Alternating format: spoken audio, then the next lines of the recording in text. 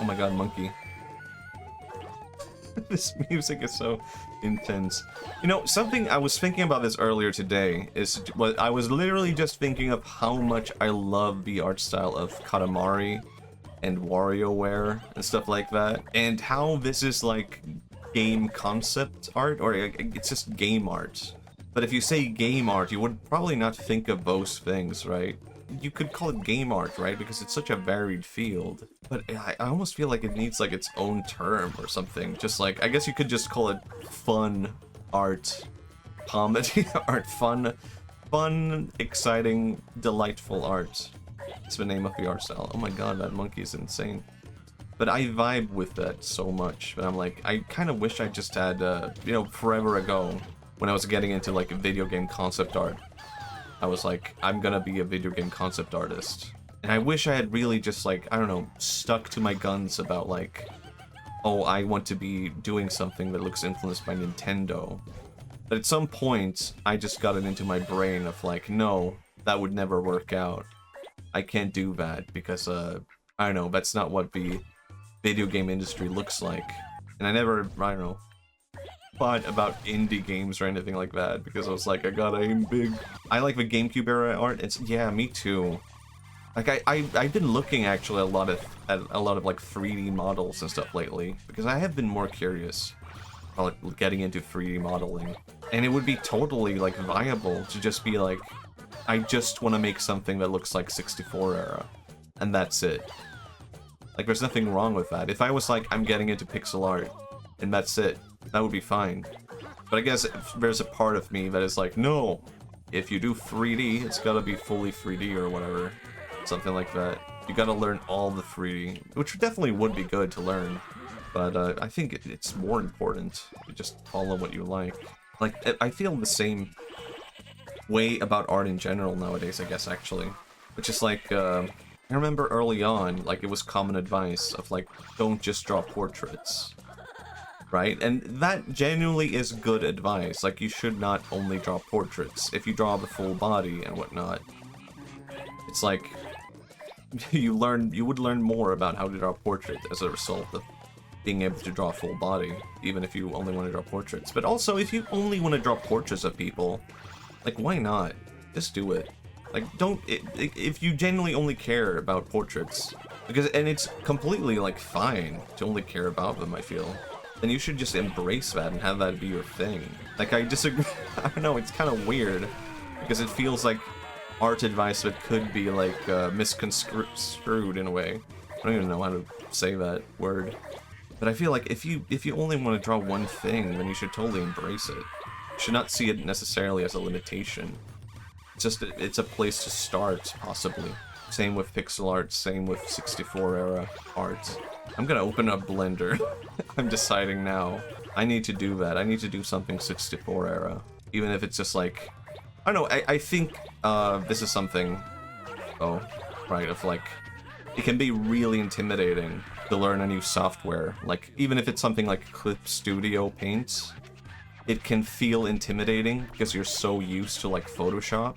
But I felt like it was a really good approach for me to learn Clip Studio Paint by just like, not trying to draw a whole thing in the software, but like opening it up every now and then, or like having it be like, I'm just gonna draw in this for like an hour and then switch back to Photoshop. And I did not end up, you know, sticking to Clip Studio Paint, but that was something that helped me, you know, teach it, where I wasn't just like, I need to understand everything from the get-go, but just getting acquainted with the software helped me do that. And I feel like I could probably do the same with Blender, where it's like, it's maybe a bit too ambitious to be like, at the end of this, I'm gonna have a finished thing.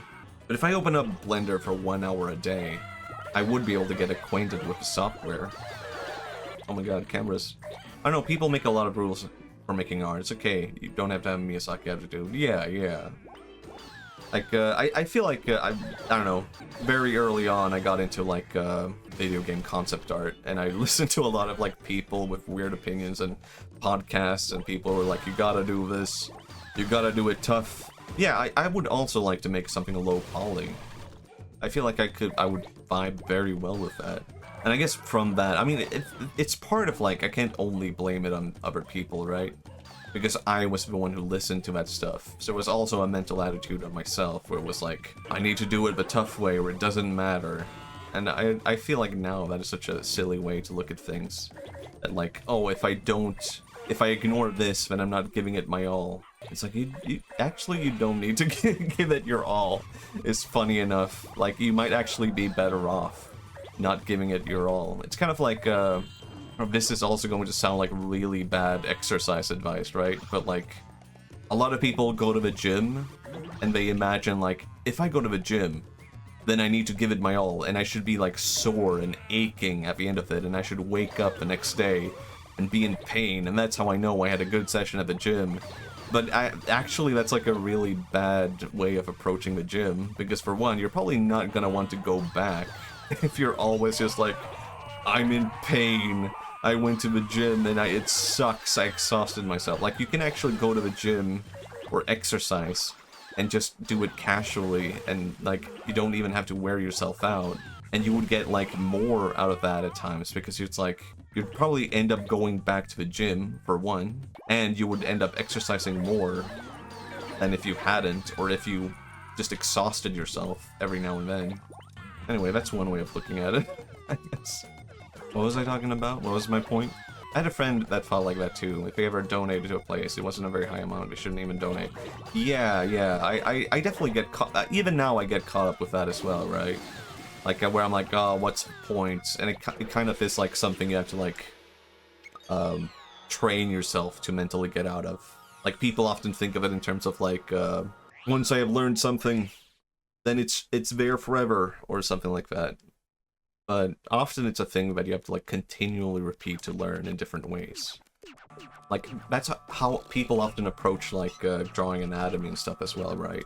Where they are like, I'm going to draw hands, and by the end of it, I will understand how to draw hands. When it's like, that's not how drawing hands works, right?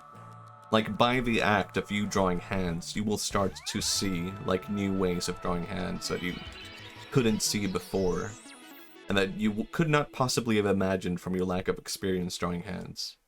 When you, I don't know, people often think of it in terms of like having a new attitude or idea of like, I don't know, maybe I'm just talking about myself, it's not everyone, right?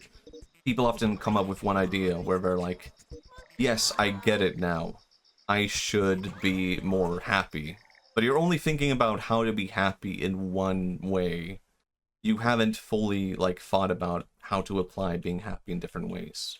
And that's how you fall back, where you're like, I don't get how to be happy. Does this make sense at all? Maybe I could use a better analogy. But it's very difficult maybe at times to see like how to apply something you have learned. Because you see it from the point of view of like, I should do this one thing more. And I should be more like this. Without seeing the full picture from even that starting point. It's not making any sense, never mind.